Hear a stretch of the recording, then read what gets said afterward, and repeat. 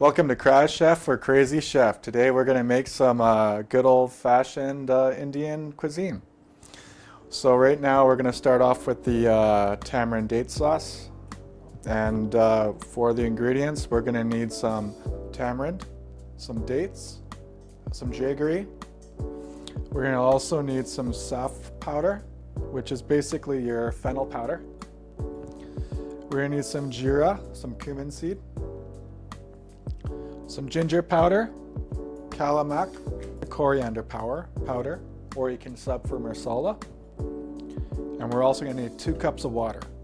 Now with the water, it's actually better if you want to keep it long term to have distilled water, so then you can increase its shelf life, but tap water is perfectly fine. When you're deseeding the tamarind, it's better if you soak that in water first. Usually comes in a big brick. And that way we can actually take the seeds out and it's actually better and you're not struggling. So for now, our first step is going to have the dates, the tamarind,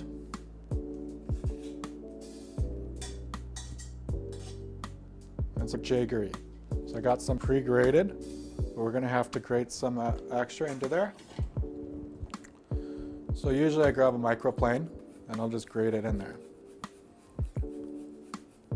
The ingredients on the recommendations on how much you use will be in the description below, just to be sure that you get everything correct. Next, we're going to have 2 cups of water. I'm going to put that in there.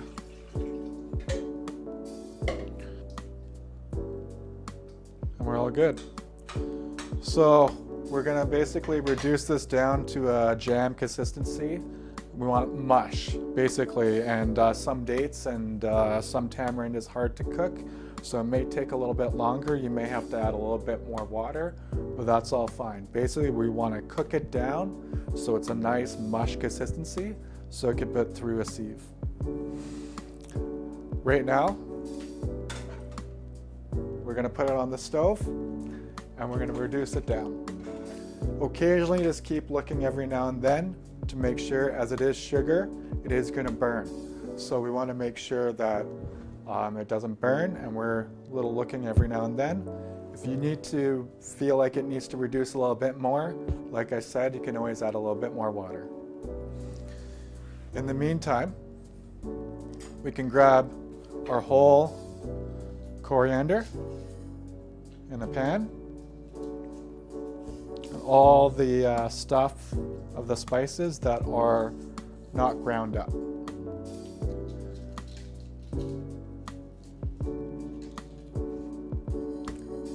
Now we're going to toast them lightly on the stove.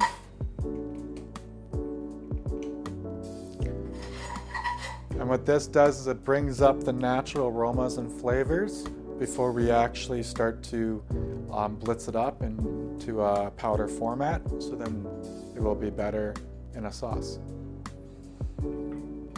So we have our toasted spices now here, and so what we're going to do is we're going to put them in the blender just so it's nice and good to release those aromas and have a better mouthfeel.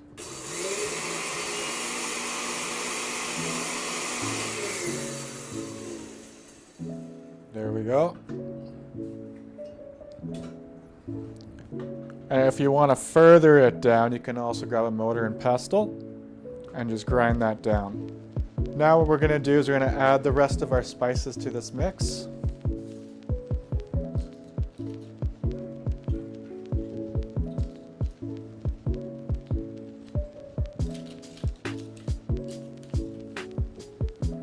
And we'll leave that aside for when we want to add it to the date sauce.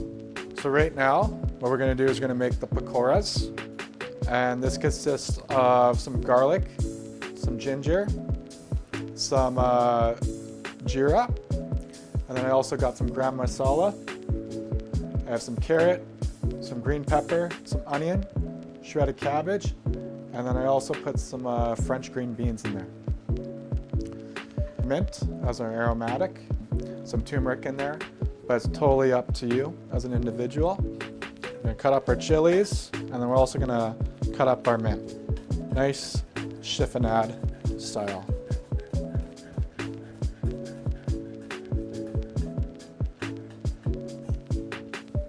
All the amounts, recommended amounts, will be in the description below. So for the meantime, now we're gonna switch over and we're gonna add all our veggies.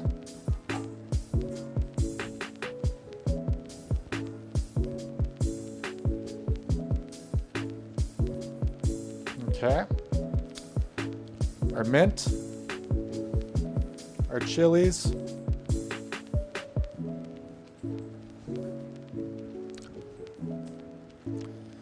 gonna grab some garlic, grated ginger, garam masala, and your jeera.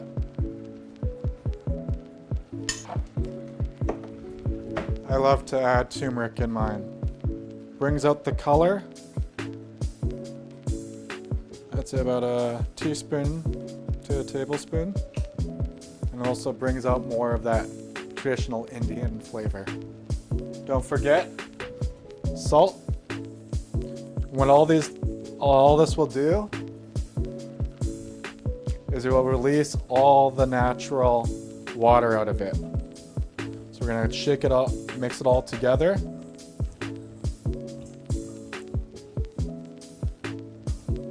And set it aside for 10 minutes.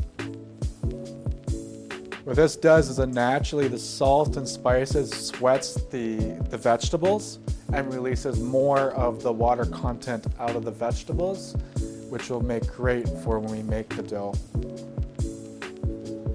Now we have the date and tamarind into a paste, enough to it's all mush, basically like an applesauce consistency. Remember, we're making a chutney. And now what we're gonna do is we're gonna add all those spices in here and let it cook down for another 3 minutes. Making sure all those spices nice and married all together.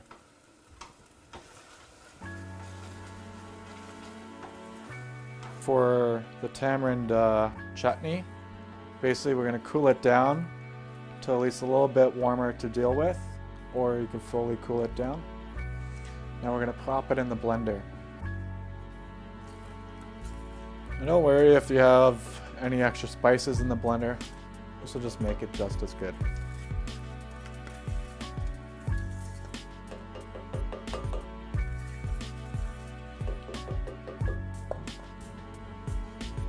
So now what we're gonna do is we're gonna blend it, and we're also gonna once in a while add a little bit of water just to smooth it out a bit. Okay?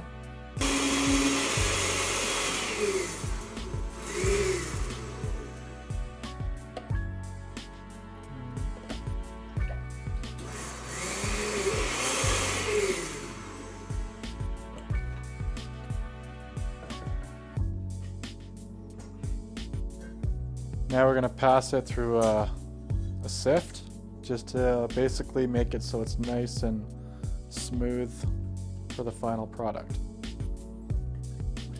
Now you can grab a spatula, just run it along, trying to make all the sauce go through the holes, but keep anything that's pulp related or anything that's any seeds that we have missed.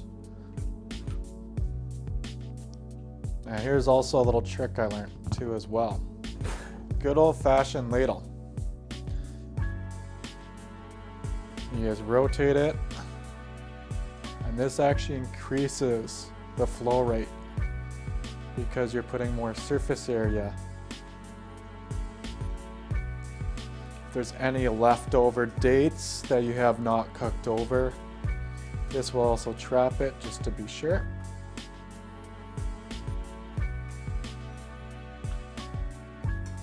You can grab your spatula right there. And there you have it, your date tamarind chutney. So for the dough part, we're gonna need some basan, I brought this stuff with the line. And then we're also going to have some cornstarch. Mix it all together in the bowl and then plop it right in there. Now the good thing with this recipe is it's not like a batter, it's more like a dough. And basically you're going to use the veggies as the moisture to drain it all up. If you need a little bit of moisture, depending on the veggies, you can always add water.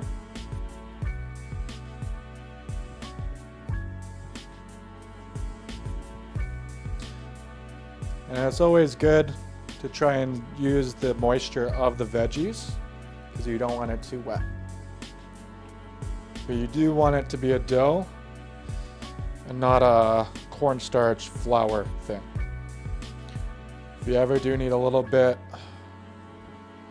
more dough, you can always add a little bit more cornstarch to dry it out a little bit. And so it's not so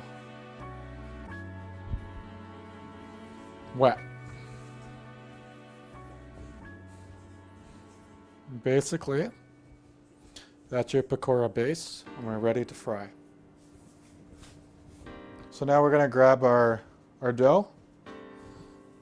And if it's a little too wet, you can always add a little bit more of both the cornstarch and the besan. Now we're going to pop it over to the fryer at 350 degrees Fahrenheit. And we're going to fry. Grab a fair little bit amount. Start popping it in.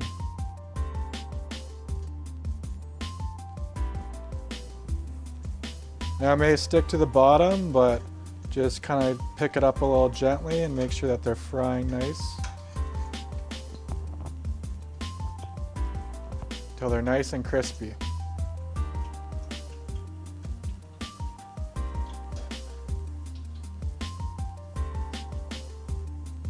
And you can also rotate them so they get an even.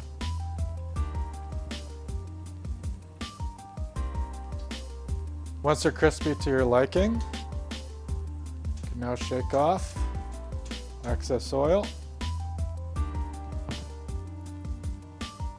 And onto a plate with paper towel.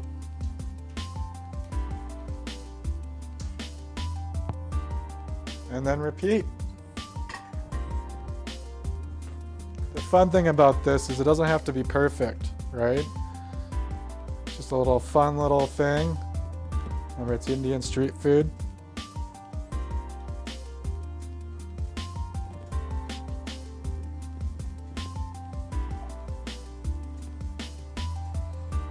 And because the types of vegetables you used, and with the, that's why I like using the turmeric, is it brings it a nice color with the breading there too.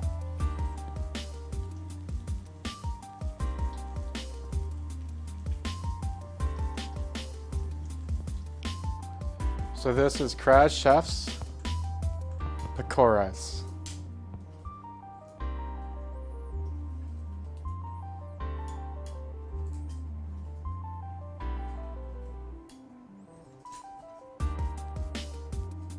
Now the best thing about this is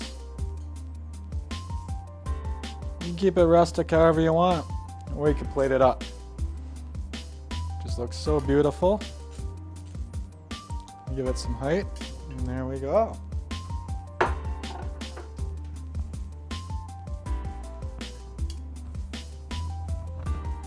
And there's our date tamarind chutney.